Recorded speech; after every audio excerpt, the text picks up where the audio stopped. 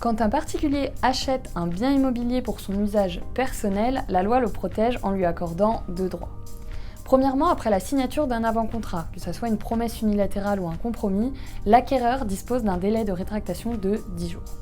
Ce délai, il commence le lendemain de la remise de l'acte signé et de ses annexes.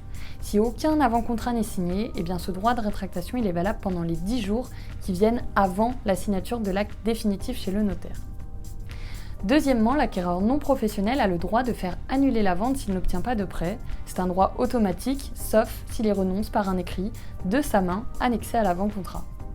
Ce droit doit être précisé par une condition suspensive insérée dans l'avant-contrat mentionnant le montant et la durée du prêt demandé, le taux maximum et le nombre de banques sollicitées. Si l'acquéreur ne trouve pas de prêt conforme, la vente pourra être annulée. Si au contraire il reçoit une offre conforme, la vente doit avoir lieu. Attention, si le compromis ou la promesse ne prévoit pas de conditions suspensives et que l'acquéreur n'a pas renoncé à recourir à un prêt, ce dernier bénéficie bien de ce droit quand même puisqu'il est automatique. Mais comme aucune information n'aura été prévue dans une condition suspensive bien rédigée, alors cet acquéreur pourra se rétracter dès n'importe quel refus de prêt.